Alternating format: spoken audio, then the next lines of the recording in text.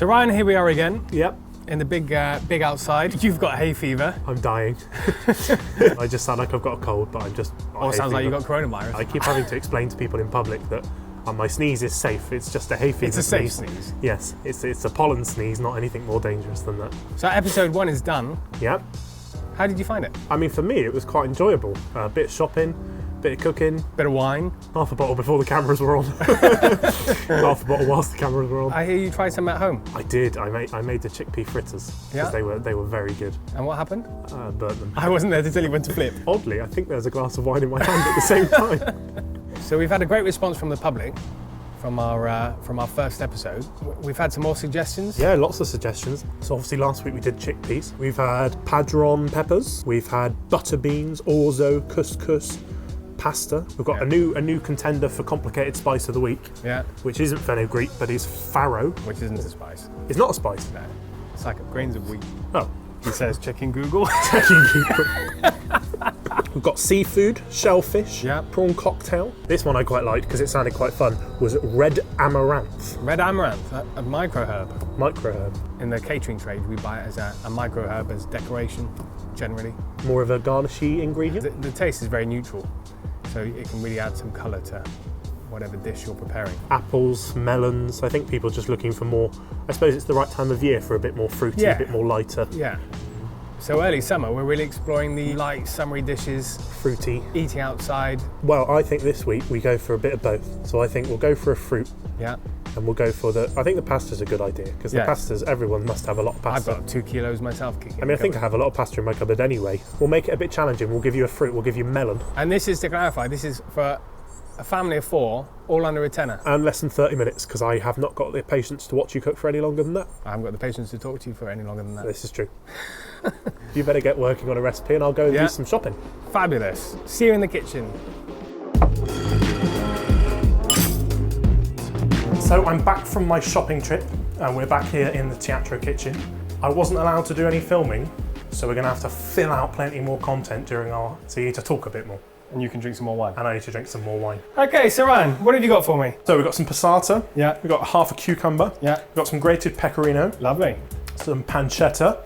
Got your nice loaf of bread. Thought maybe you could do something interesting with a bit of that. Should we call it a demi baguette? Demi baguette. Very posh. We've got some little cherry tomatoes, some onion, garlic, chili flakes, tomato puree. And the pasta? Oh, and the pasta, of course the pasta. We've got linguini. It's a good choice. Is there any reason why? Because I feel like you see linguini more than spaghetti. Well, in this recipe, it's based on the Italian dish, pasta amatriciana. It's based using originally bucatini, which is hollow spaghetti. But it's got the same principle as linguini in the sense that it's got more surface area. So more surface area for the sauce, which means more flavour. More sauce on the pasta. Exactly that. You know, when you suck it through your teeth, it's got a better action. So our main 2 ingredients this week were the melon and the pasta that were recommended from people via the emails. So what are you thinking is going to be the dish with what we've got here? We're going to go plural. We're going to go dishes. Oh. We're going to do a little melon and cucumber salad starter. Right. And then we're going to do our main pasta dish, which will have the onions, garlic, pancetta, the linguini, and we'll finish with the pecorino. Nice. And wine-wise, what are you treating us to today? As you're doing a pasta, but also quite a light sort of summery salad as a starter, I thought we'd go for a rosé. Delicious. Now, I'm quite a fan of the Saint Andre rosé. It's a really nice Provence French rosé. I know you're doing an Italian dish, but I thought you'd probably French Italian. Yeah. It's also got like quite a citrusy, melony flavour. So I thought melon. That's about as good as the wine pairing gets. Delicious. It's a nice rosé.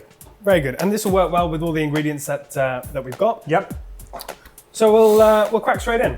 Okay. Okay. So we'll start predominantly by putting the water for the pasta on to boil. Yes. For 4 people, we're going to cook a whole packet. So we need a good quantity of hot boiling water. Okay. About 4 to 5 litres. Yep. Okay. Never ever cook pasta in a small pan. It'll stick to the sides, it'll stick to the bottom.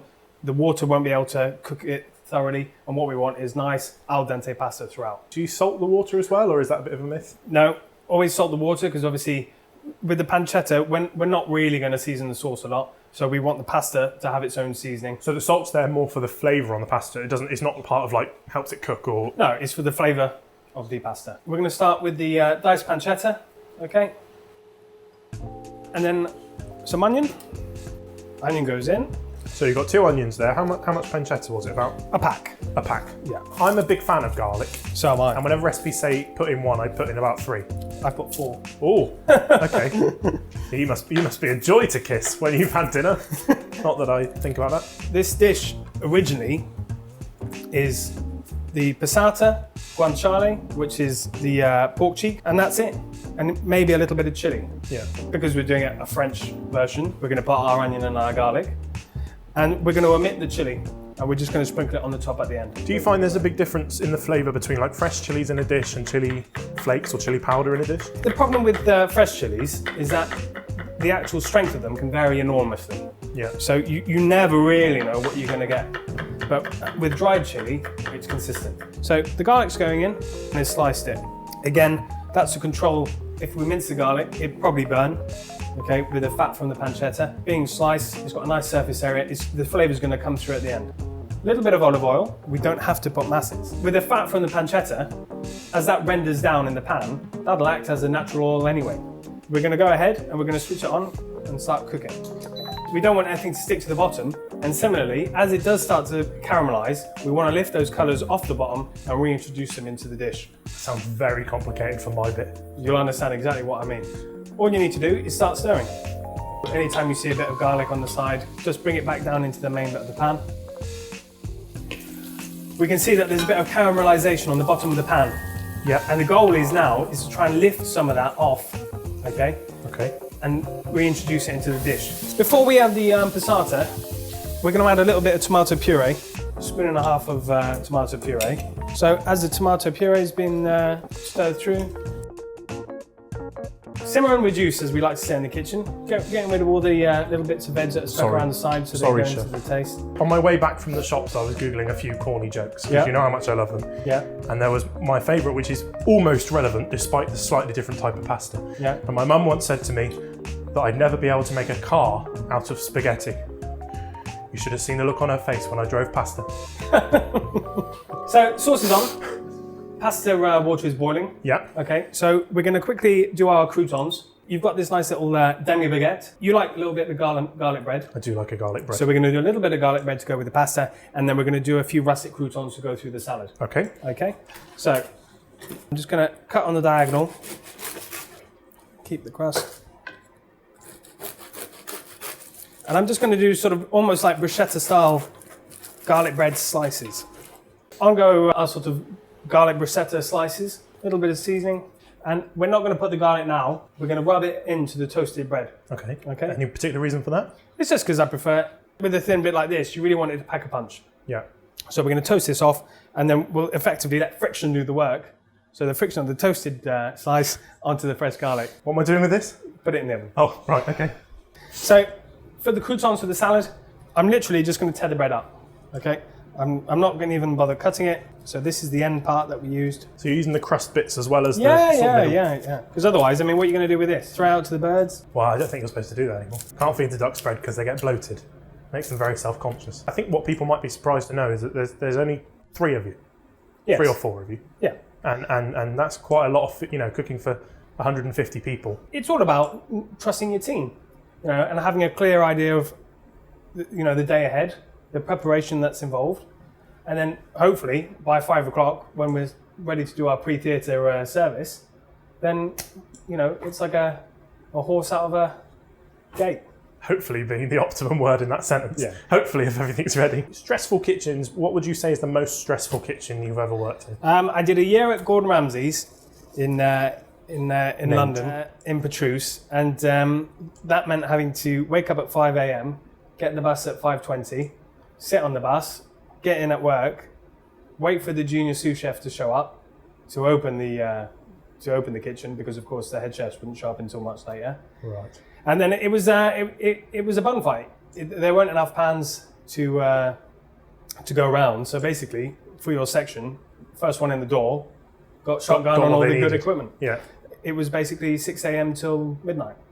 Every day, 5 days a week. Well, we started off at 5 days, and then they reduced it down to 4 days. Just to be kind after It's 14, a work-life 15 balance, hour day. I think they found. But it's still a long day, and obviously there's a chef's table in the kitchen, so everyone always had to be on best behaviour. And you're doing 70 for lunch and 70 for dinner. Oh, as in a table that customers could sit on in the corner a of the table of restaurant. 8 in the kitchen. And sometimes they'd come behind the counter and they'd be cooking whilst you were trying to do all your prep work. So, it's a stressful environment. I would recommend to any chef to go and work in a Michelin-guided or Michelin-starred restaurant as an example of, the benchmark that's expected. Yeah. So even if that's not what you want to attain yourself, it's good to see how your peers work, and it's a reflection of how, or what you should be aiming for.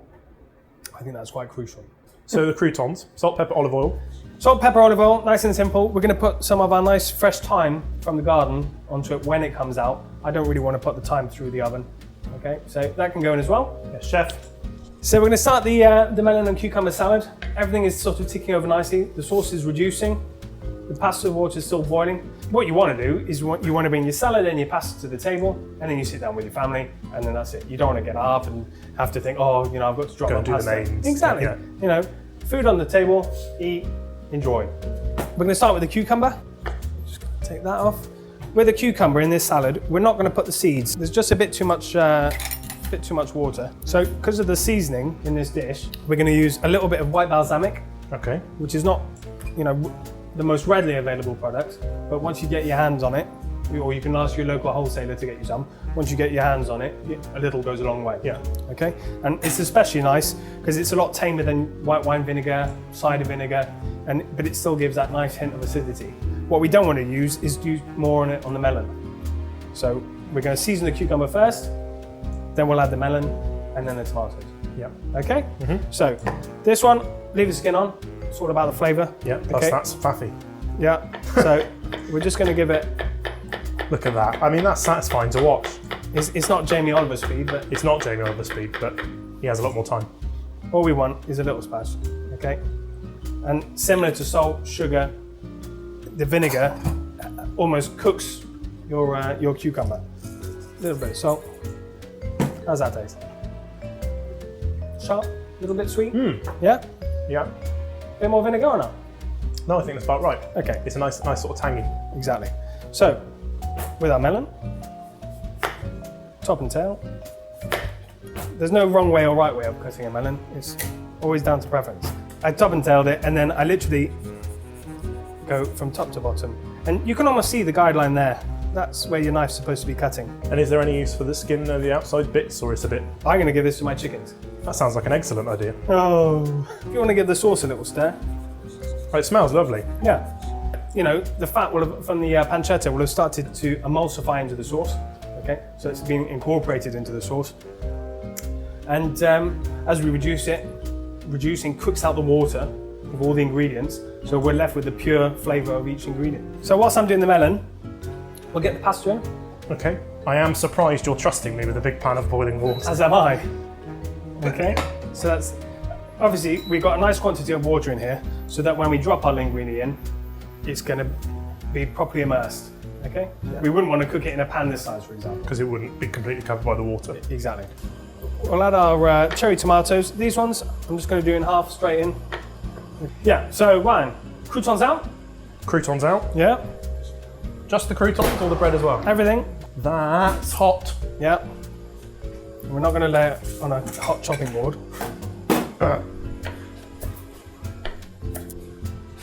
So, that's your bruschetta and your croutons. Wow. Served. That's perfectly cooked, if I do say so myself. Perfectly cooked. So, as we were talking about fiction, this is our bit. I've forgotten about that. This is our fresh garlic, and we're just going to rub it in. Okay, both sides. I think that's so simple to do. Yeah, and you can probably makes a bit of a better see how much flavour. is coming off. Yeah. It's back to our salad. Okay, we are going to add a little bit of olive oil, not too much, just enough for a light coating. We've already seasoned the cucumber with the vinegar and the salt. And the salt, so we only want a tiny bit more salt. Fresh garden, a little bit of oregano, marjoram, and again, I'm just tearing it. Doesn't need to be too pretty. And then we've got some nice bronze leaf fennel. I've started growing herbs in my garden, and my perception was that they're quite complicated, but actually they're not. You can add a lot to your dishes without having to go out and buy sort of the herbs in the shop. Can be quite expensive, fresh herbs. Yeah, you could spend £1.50 on a little potted herb and put it straight in the ground, or you could buy a pack of 79p every time and maybe use a third of it. Yeah, and the rest of it goes off in the cupboard. For example, with the croutons, for example, I'm probably going to use about that much time. So, you know. Are you sure we've got time for that? So the water's back up to the boil. We're going to put the pasta straight in, whole packet, tip it in, boom. So the timer's on. We're just going to finish our salad. We've got our nice garden herbs. Hands are in. So we've got the slightly acidic cucumber, the sweet melon. Timer's on for the pasta. We're going to check the seasoning of our sauce. How's that? Oh yeah, that's really good. Yeah, it's nice because I think you're right. The salt that's come off of the sort of the pancetta lardons. Yeah. It's just seasoned it itself. Perfect. I don't think it needs anything. That's on the minimum setting now, and you can see actually how much that has come down on its own. Yeah. So the amount of liquid that's gone in versus what's left. But that's the important factor in cooking. So we're at the stage now where we can plate up, okay? Our pasta is cooked and drained. It is. You're just gonna add a little bit of extra virgin olive oil. Extra virgin. Nice little squeeze, keep going, and stop. So we're gonna plate out the salad very quickly, okay? So one final little mix. I'm just gonna put some in the middle there. So we've got a little bit of everything. We're gonna add a few croutons. I mean, yeah, beautiful. In the catering trade, we like to use our edible flowers. Because it looks poncy. Exactly. So this is a little bit of wild geranium that we've got in the garden, and all I'm going to do is just scatter some leaves. It's as much aesthetic as it is taste, because it gives a tiny little bit of a floral, and I think that'll complement your wine nicely.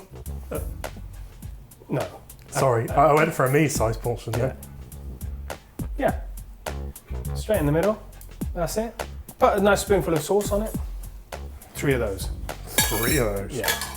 In this dish, we're using Pecorino. With Pecorino being sheep's milk, it's a lot more almost acidic, I'd say.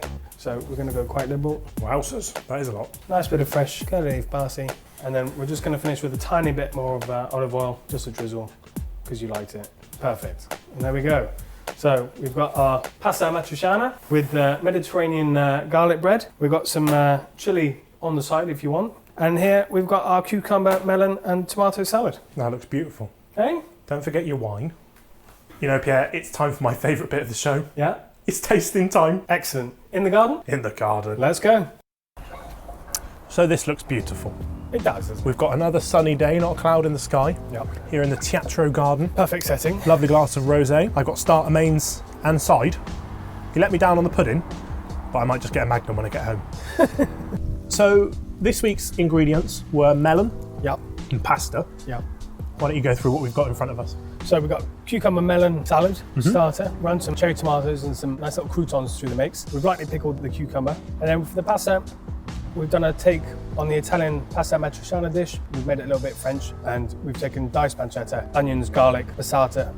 We've created a nice rich sauce. We've topped it with pecorino for that sharp tang. And we're using linguini pasta. Let's tuck in. Let's do it. This is typical outside eating, isn't it? It's quite palate cleansing. And it works really well with your wine, I think. Well, you know, I did choose the wine to match the food, so I should hope it does. Considering that dish is predominantly fruit and vegetables, my 2 arch nemesis. It's beautiful. You're not adverse to it? Yep, no, I could eat that all. Good. But I won't, because we're on time constraints. So, pasta.